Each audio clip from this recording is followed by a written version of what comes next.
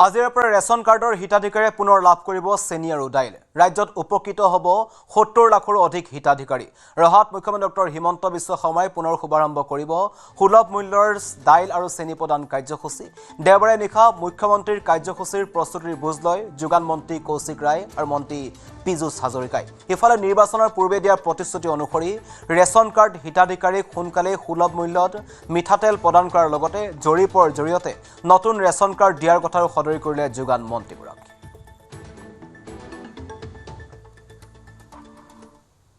বছৰ 2025 চনৰ নৱেম্বৰ মাহৰ পৰা আমি চেনি দালি আৰু নিমখ দিয়াৰ কাৰ্যক্ৰম আমি কৰিছিলোঁ আৰু আমি দেখা পাইছিলোঁ যে যিমান আঁচনি আছে সকলো আঁচনি মুখ্যমন্ত্ৰী ডাঙৰীয়ে যিমান আঁচনি লৈছিলে গোটেই আঁচনিয়ে ৰাইজে বহুত ভাল পাইছে, কিন্তু আটাইতকৈ ভাল পোৱা আঁচনি আছিলে আমাৰ এই চেনি দালি নিমখটো আৰু 99%ৰ ওপৰত ৰাইজে সেইটো তেওঁলোকে লৈছিলে। আমি মে মাহলৈকে আমি দিছিলোঁ, মে মাহলৈকে আমাৰ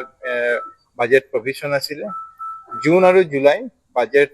নাথাকাকৈ আমি দিব পৰা নাই, কিন্তু বাজেট পাছ হোৱাৰ লগে লগে মুখ্যমন্ত্ৰী ডাঙৰীয়া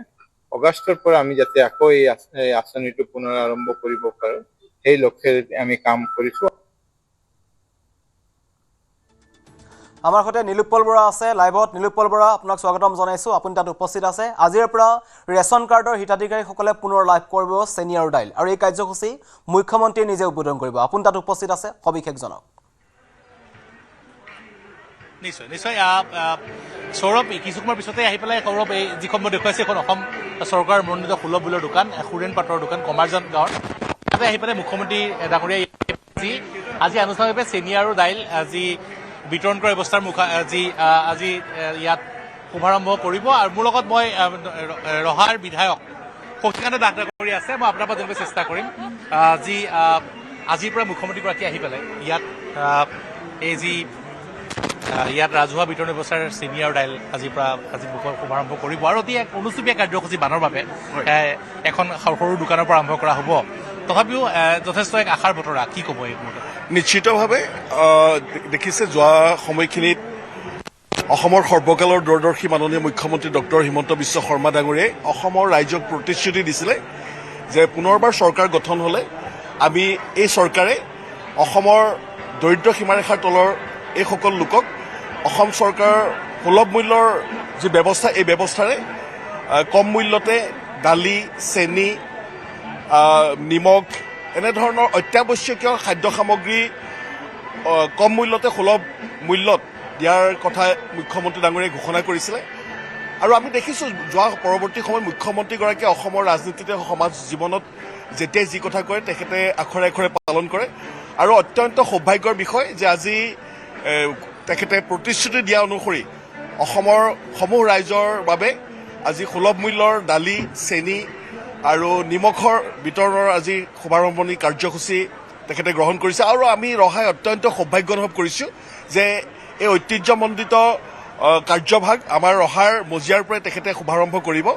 তাৰ বাবে আমি ৰহা সমষ্টিবাসী ৰাইজৰ হৈ মই তেখেতক আন্তৰিক ধন্যবাদ আৰু কৃতজ্ঞতা জনাইছোঁ। আৰু যোৱা সময়খিনিত ৰাইজক যেনেধৰণে প্ৰতিশ্ৰুতি দিছিলে প্ৰতিশ্ৰুতি অনুযায়ী তেখেতে এই কামখিনি কৰাৰ বাবে আমি অত্যন্ত সৌভাগ্য অনুভৱ কৰিছোঁ। অনুষ্ঠানটো আমি অলপ ভালদৰে আৰু আড়ম্বৰপূৰ্ণভাৱে আমি কৰাৰ কথা চিন্তা কৰিছিলোঁ, কিন্তু মাননীয় মুখ্যমন্ত্ৰী ডাঙৰীয়া আৰু আমাৰ অভিভাৱক মন্ত্ৰী পীযুষ হাজৰিকা ডাঙৰীয়াই আমাক জনালে যে উজনিৰ 3খনকৈ জিলাত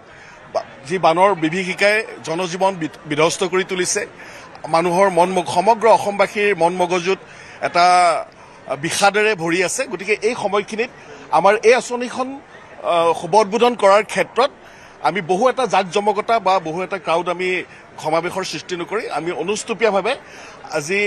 এটা কথা আমি অভিভূত হৈছোঁ যে অসমৰ প্ৰথমগৰাকী মুখ্যমন্ত্ৰী হ'ব যিগৰাকীয়ে এখন গাঁৱৰ ফেয়াৰ শ্বপৰ দোকানলৈ আহি এনেধৰণে অসমৰ ৰাইজৰ বাবে আজি এই অত্যাৱশ্যকীয় সামগ্ৰী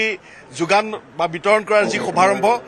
এয়া আমি মোৰ ৰাজনৈতিক জীৱনত মই তেনেকৈ আগত কেতিয়াও দেখা নাই। অসমৰ হয়তো প্ৰথমজন মুখ্যমন্ত্ৰী যিয়ে এখন আমাৰ ফেয়াৰ শ্বপ সুলভ মূল্যৰ দোকানলৈ আহি অসমৰ ৰাইজৰ বাবে অত্যাৱশ্যকীয় সামগ্ৰীৰ বিতৰণৰ এক নজিৰবিহীন আৰু কেতিয়াও নভবা কোনেও চিন্তা নকৰা এক পদক্ষেপ নিশ্চয় নিশ্চয় যিখন দোকান মই যিখন আছে সুলভ মূল্যৰ দোকান যিগৰাকী দোকানী আছে যথেষ্ট আকৰ্ষণীয় কথা যে এখন সৰু দোকানৰ পৰা আজি মুখ্যমন্ত্ৰীগৰাকী আহি পেলাই আজি এই কাৰ্যসূচী আৰম্ভণি কৰাব এনে ঘটনা পূৰ্বতে ঘটা নাই কিন্তু সুৰেণ পাটৰ ডাঙৰীয়া মই দেখুৱাইছো এখন দোকানৰ স্বত্বাধিকাৰী যথেষ্ট সৌভাগ্যৱান আজি মুখ্যমন্ত্ৰীগৰাকী নিজে আহিব তেওঁৰ দোকানলৈ আৰু এনেকুৱা কেতিয়াও হোৱা নাই যে এখন সৰু দোকানতে মুখ্যমন্ত্ৰীয়ে ডাঙৰ কাৰ্যসূচী আৰম্ভণি কৰে কিন্তু আজি মুখ্যমন্ত্ৰীগৰাকী কৰিছে কেনেকুৱা কি ক'ব মুখ্যমন্ত্ৰী এই সন্দৰ্ভত মই ছাৰক বহুত বহুত ধন্যবাদ দিছোঁ মোক যেতিয়া বাছনি কৰাৰ বাবে মই মানে বহুত সৌভাগ্য বুলি ভাবিছোঁ এতিয়া মই মানে কি ভাষাৰ ধন্যবাদ দি মানে মই বুজাব নোৱাৰোঁ ইমান নিশ্চয় মই দেখুৱাইছো যে এইগৰাকী সুৰেণ পাটৰ তেখেতে যথেষ্ট আনন্দিত কাৰণ তেখেতৰ দোকানৰ পৰা এই যিসমূহ দেখুৱাইছে মচুৰ দাইল হওক বা চেনি এইসমূহ যি সামগ্ৰী আজি যি ৰাজহুৱা বিতৰণ ব্যৱস্থা যি কৰা হ'ব সেইসমূহ সামগ্ৰী বিতৰণৰ ব্যৱস্থা আজি ইয়াৰ পৰাই কৰিব আৰু লগতে মই এটা কথা কৈছো এয়া দেখুৱাইছো একে অনুচুপীয়াকৈ কোনো ধৰণৰ জাক জমকতা নোহোৱাকৈ অনুচুপীয়াকৈ এই কাৰ্যসূচীৰ যি আয়োজন কৰা হৈছে মই দেখুৱাইছো এয়া মঞ্চ সাজু কৰা হৈছে যি এইখন যি সুলভ মূল্যৰ দোকানৰ কাষতে মঞ্চ সাজু কৰা হৈছে আৰু ইয়াতেই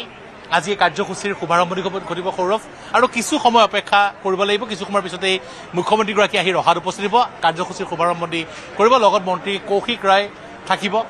তেওঁৰ লগত উপস্থিত আৰু মই দেখুৱাইছোঁ এয়া যি ৰহাৰ যি কমাৰজানৰ পৰিৱেশ ৰহা চহৰৰ একেবাৰে গাতে লাগি থকা কমাৰজান গাঁৱত আজি যি এইখন যি এখন দোকান যি সুলভ মূল্যৰ দোকান যি সুৰেণ পাটৰৰ যিখনৰ এই অনুজ্ঞাপত্ৰ আছে NSG 64R93 এই দোকানখনৰ পৰা আজি শুভাৰম্ভণি ঘটিব যি ৰাজহুৱা বিতৰণ ব্যৱস্থাৰ এই সামগ্ৰী আৰু সন্মুখত বৰ্তমান মুখ্যমন্ত্ৰীগৰাকী আহি পাইছেহি হয়তো মুখ্যমন্ত্ৰীগৰাকী আহি হয়তো উপস্থিত হৈছেহি মই দেখুৱাইছোঁ ইয়াৰ যি সম্পূৰ্ণৰূপে সাজু কৰা হৈছে ইয়াত যি গায়ন বায়নে আদৰি অনা হ'ব আৰু গতিকে সাজু কৰা হৈছে সম্পূৰ্ণ ব্যৱস্থা মই দেখুৱাইছোঁ এয়া বৰ্তমান কিছু সময়ৰ পিছতে মুখ্যমন্ত্ৰীগৰাকী ইয়ালৈ আহিব আৰু ইয়াতেই তেওঁক বৰ্তমান যি আদৰণি জনোৱাৰ ব্যৱস্থা কৰা হৈছে ইয়াৰ পৰা আদৰি নিয়া হ'ব আমাৰ লগত বিজেপি আৰু এগৰাকী নেতা সুৰেশ বৰা ডাঙৰীয়া আছে আমি জানিব চেষ্টা কৰিম দাদা মুখ্যমন্ত্ৰীগৰাকী আহিছে অভিজিত নাথ ডাঙৰীয়াও আছে আজি একেবাৰে এটা সৰু এখন দোকানৰ পৰা আজি কাৰ্যসূচী আৰম্ভণি ঘটাব কি ক'ব আপুনি মানে সৰ্বকালৰ সৰ্বশ্ৰেষ্ঠ মুখ্যমন্ত্ৰী ডক্টৰ হিমন্ত বিশ্ব শৰ্মাই এটা কথা অসমত বা ভাৰতবৰ্ষত প্ৰতিষ্ঠা হৈছে যে তেখেতে যি কথা দিয়ে সেইমতে কাম কৰে গতিকে নিৰ্বাচনত কৈছিল আকৌ আজি সেই আগৰ কোৱাৰ দৰে আজিও ৰাইজৰ মাজত সেই সুলভ মূল্যৰ দোকানত এইখিনি কৰিব বিচাৰিছে আৰু একেবাৰে গ্ৰাছৰুটত আহি আজি ৰহাৰ এখন সুলভ মূল্যৰ দোকানত সুৰেণ পাটৰ ডাঙৰীয়া দোকানত আহি তেখেতে মানে ৰাইজক বস্তু বিতৰণ কৰিব ইয়াতকৈ আৰু ডাঙৰ কথা একো হ'বই নোৱাৰে গতিকে তেখেতৰ দীৰ্ঘায়ু কামনা কৰিছোঁ সুস্বাস্থ্যৱান কামনা কৰিছোঁ আৰু ৰাইজৰ হৈ আৰু কাম কৰক তাকে কামনা কৰিছোঁ নিশ্চয় অভিজিত দা ডাঙৰীয়া আছে মই জানিব চেষ্টা কৰিম অভিজিত দা আছে ৰাজ্যিক বিজেপি নেতা মই অভিজিত দা এখন সৰু সুলভ মূল্যৰ দোকানৰ পৰা আজি এক আড়ম্বৰপূৰ্ণ কাৰ্যসূচী আৰম্ভণি হ'ব আৰু সাধাৰণতে আজি এনেধৰণৰ কাৰ্যসূচী কেতিয়াও হয়তো দেখা নাই আগতে যিহেতু বানপানী হৈ আছে তথাপি মুখ্যমন্ত্ৰীগৰাকী এখন সুলভ মূল্যৰ দোকানত আহিব তাৰ পৰা সমগ্ৰ ৰাজ্যৰ বাবে আঁচনি আৰম্ভণি কৰিব হয় আমি সকলোৱে জানো প্ৰাকৃতিক দুৰ্যোগ চলি আছে কিন্তু সমান্তৰালভাৱে উন্নয়নৰ কাম কাজখিনিও চলাই নিব লাগিব আজি আনুষ্ঠানিকভাৱে মাননীয় মুখ্যমন্ত্ৰী ডাঙৰীয়া আমাৰ ৰহা সমষ্টিলৈ আহিছে আৰু এই সুলভ মূল্যৰ যি অনুষ্ঠান আছে সুলভ মূল্যত চেনি দাইল দিয়াৰ এই ব্যৱস্থাটো আনুষ্ঠানিকভাৱে তেওঁ ইয়াৰ পৰা শুভাৰম্ভ কৰিব আমি তেখেতক স্বাগতম কৰিবলৈ ৰৈ আছোঁ যি এয়া আপোনাৰ প্ৰাকৃতিক দুৰ্যোগ চলিছে চৰকাৰেই হওক ৰাইজেই হওক সুন্দৰভাৱে সকলোখিনি গৈ পেলাই যোনে যিমানখিনি পাৰে সহায় সহযোগিতা কৰিছে কিন্তু সমান্তৰালভাৱে উন্নয়নৰ কামখিনিও সমান্তৰালভাৱে লৈ যাব লাগিব নিশ্চয় প্ৰাকৃতিক দুৰ্যোগ থাকিব বিভিন্ন আপদ বিপদ থাকিব কিন্তু উন্নয়নৰ কাম চলি যাব লাগিব আৰু মই দেখুৱাইছোঁ এয়া বৰ্তমান আজি ৰহা সমষ্টিলৈ কিছু সময়ৰ পিছতে আহিব কৌশিকান্ত দাসৰ সমষ্টিলৈ আজি আহিব ইয়াৰ পৰাই আজি আৰম্ভণি কৰিব এই যি কাৰ্যসূচী আৰু মই দেখুৱাইছোঁ বৰ্তমান এয়া মুখ্যমন্ত্ৰীক আদৰিবলৈ ৰহাৰ ৰাইজ বৰ্তমান শৰাই লৈ পেলাই ৰখি আছে মই দেখুৱাইছোঁ এয়া সন্মুখৰ দৃশ্যাংশ কিছু সময়ৰ পিছতে মুখ্যমন্ত্ৰীগৰাকী আহি পাবহি ইতিমধ্যে মুখ্যমন্ত্ৰীগৰাকীয়ে